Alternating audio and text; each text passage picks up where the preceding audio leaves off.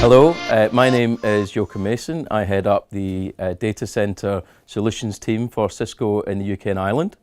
I'm here to talk a little bit around why our customers and organizations are having to transform and modernize their IT environments. What I'm not going to do is harp on about digitization and all of these buzzwords that are in the industry. You're probably pretty sick to death of those already. But really just to talk about some of the challenges that I know you as our customers are facing and some of the practical things that Cisco can do to help. And also looking at, when we talk about data center as an environment, that means lots of things, and there's lots of innovation that Cisco is bringing, which is designed really just to tackle the very sort of day-to-day problems, business problems that you might be facing as demands on the IT environment continue to grow exponentially. So cloud is a really important part of delivering workloads and applications to us as end users. But it's one part of the overall picture. When we talk to a lot of customers, and yes, absolutely, there is lots of benefits to be gained from either consuming software and applications as a service from the cloud, which is something that Cisco can help you with too.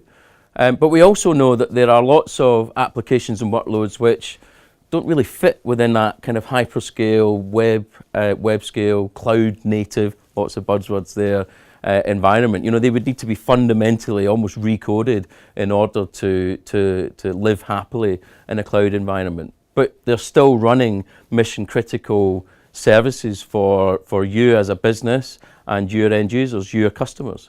So you need to be able to do both in a sense. And that is in a nutshell is a challenge. There's all of those things are what the IT environment, the IT operations are dealing with, and actually also as a business. What we see and recognize is that all businesses now are having to embrace this notion of digital. Applications and data have always been fundamentally important to our customers' businesses.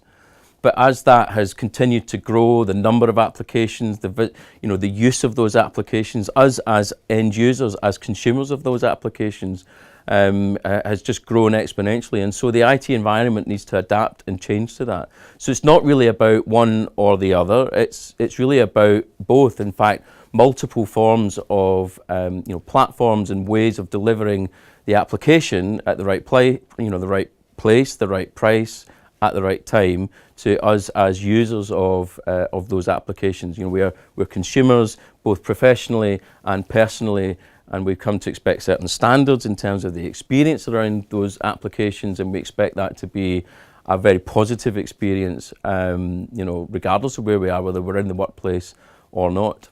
So I've talked a little bit around our relationship with applications, and that is something that's growing stronger, as this world evolves. We all see, we're walking from the train station or in busy places, everyone's looking down, and everything seems to happen through the lens that is that application. And whether you like it or not, that is what's happening, and the IT environment and businesses today really need to adapt to that, embrace that, and obviously that's the sort of thing that can generate loyalty as an individual. If I'm having a positive experience with that application, I'm more likely to stay. That will be an application that I continue to use. If I'm not, then I'm more likely to shift. There used to be the old adage that once you opened your bank account, for example, you stayed with that bank for literally the rest of your life. Whereas now, the relationship that I have with my bank is through the online banking app. And if that experience isn't, intuitive, fast, and available to me when I need it, then I might very well consider switching. But before you go into all of that, you need to also know, well, what's actually happening in my environment today? In those honest moments we have, with ourselves and with customers, to say, okay, before we embark on any kind of transformative change in our environment, it would be really helpful to know what's actually happening today. And that's often, one of the immediate challenges that we know our customers face is just what's actually going on today in our environment. Providing that upfront visibility before you embark on anything is a really important part to any project. And that's something that, from a Cisco perspective, we've focused on in terms of our own innovation. So you may have seen news in the press, over the course of the last sort of 9 to 12 months around Cisco Tetration, which is essentially an IT and operational analytics capability that really looks at and tells you and gives you maximum visibility of everything down to packet level that's happening within your data center network. And you can imagine the use cases around that in terms of being able to pinpoint individual transactions, 1 in 90 billion, as we were able to do within our own environment, and also be able to record everything that's happening so that you can pinpoint an exact time, an exact event, and really, understand what's happening, understand any anomalies that have occurred within your environment. And, it's not a huge leap of faith to just consider some of the advantages around the security use cases around that in this world today where cybersecurity is such an important and high-profile topic. Also in terms of the end user experience, so we talked about that relationship that we have with applications, both as professionals, as individual consumers. With Cisco's acquisition of AppDynamics, that's that whole intelligence around what's going on with the application, real time, right here and there, down to code level, is hugely valuable. Not just because you can actually then really provide visibility and insight of your customer's journey with you. So that could be to a transaction, a buying decision, or as a citizen of a public sector organization, whatever that transaction is. If it stalls or if there's a problem, at various points in that journey, it is really, really helpful for you to not only know that that's happening, but also then almost real time be able to click into it down to code level. If there's a code problem within that application, being able to isolate that, identify that, and get it fixed. And then you think about, well, where are the advantages and the benefits there then in terms of, that very traditional, you have a problem, you get that very, very much not wanted scenario of some form of an outage, be it application or network or somewhere else in your stack. And you have teams of highly skilled, expensive people who are tied up in triage trying to figure out what the problem is. Now you have almost that soup to nuts visibility of everything that's going along, going and traveling in your data center network down to packet level, and also everything that's happening for your end customer and their experiences as they take on that journey with you, in that online environment, and everything in between. And that has huge benefits in terms of just the sort of operational day-to-day, and as I say, the speed at which you can respond to problems and make sure that that end user experience is exactly how you want it to be. The fact around IT is that the complexity of IT isn't reducing, it's probably growing, but it's our responsibility to decide, well, how much of that complexity is exposed to you as a customer or our end users. We've got to try and simplify that both at an experience level and also how we package our capabilities. So one example of that need to simplify and really remove the overhead from you as a customer, that we can then invest our own engineering time up front to make sure that whatever it is you're buying, you've got a level of assurance and validation that it's going to do what you need it to do. And Cisco took a lead probably 3-4 years ago, maybe a bit longer actually, in the converged systems and converged architecture space, which is really about collapsing and integrating these different siloed technologies, where it was our own technology and also working with other best-in-class, best-of-breed partners and providers in the market.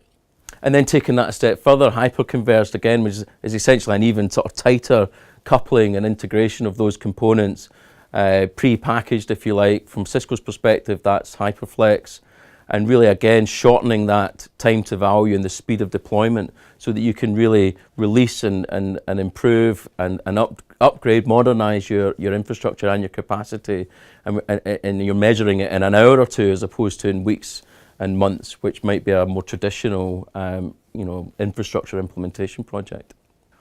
And so with HyperFlex, we've really packaged that both in terms of the software and the individual technology components so that it comes out of the box, you unpack it, and it's plugged in and live in your environment within an hour, which is very different to the days, weeks and months that you might typically measure an infrastructure deployment project.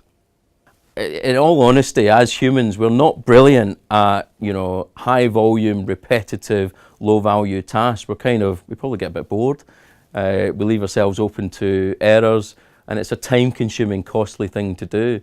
And you take that into the IT environment and you can see that that's absolutely what we're, what we're bringing in terms of change and capability.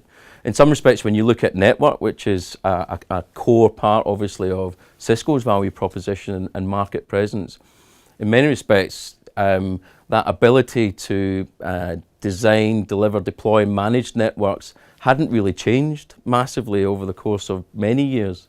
It's given rise to that term software-defined networking, which is really about looking at, much smarter, automated, policy-driven ways of doing the things you need to do in terms of implementing policies through your network, which would otherwise be very manually intensive, so almost like command line interface activities, which again is, when done at scale, is open to error and is certainly time consuming.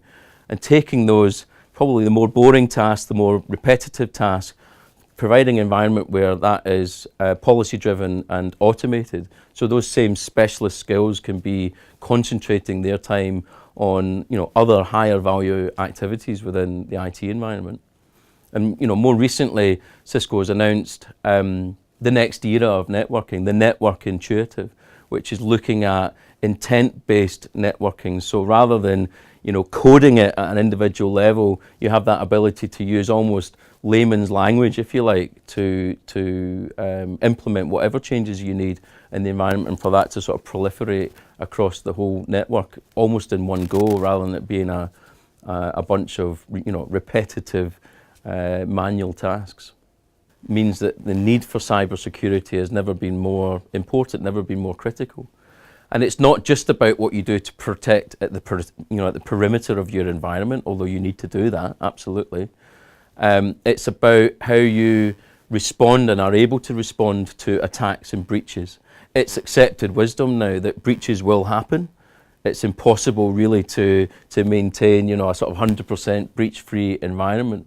The key question is, well, how do you respond to that? And how are you set up from a people, process and technology perspective to really deal with that? We talk about the notion of what you do before, during and after a breach or a cyber attack, and having, as I say, that capability both at a technology level but also in terms of your processes and the attitude, I suppose, of your people to deal with that. And it's important, this point around perimeter.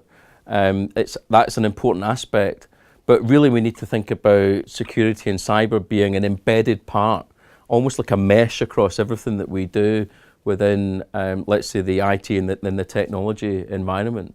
You heard me talk about titration, which is something which records all aspects of everything that's going on in your data center, network and environment. And then think about then, so what if there was a breach and you were able to go back in time, which is something that titration allows you to do, and to pinpoint an exact moment, any time up to the last 12 months actually, and find a particular anomaly or transaction or rogue piece of data or packet, and be able to pinpoint that. That is an incredible value when you're thinking about trying to either identify a flaw, an inherent fragility that you've got in your environment. Another thing you can do there is actually it's about modeling your policy to really see, well, if I did this, what does that do in terms of the environment? And as I've touched on, that ability to get almost sort of that forensic level pinpointing of things that have happened, so that you can correlate that directly back to a particular event, etc. So there are many use cases around it, but this need to protect our people, protect our applications, protect the business is a fundamental part of what Cisco actually does across all of our portfolio. So this has just been a very short whiz and blast through some of the things that we know that you're experiencing, and also how we're innovating and what we as Cisco are doing to really help you solve those problems that we know you face on a day-to-day basis. There will be a series of these clips and videos, so please do come back and hopefully you find them useful and helpful, and each of those will delve into maybe more specific areas and subjects where again Cisco is continuing to innovate and focusing on solving those day-to-day problems that we know you are facing.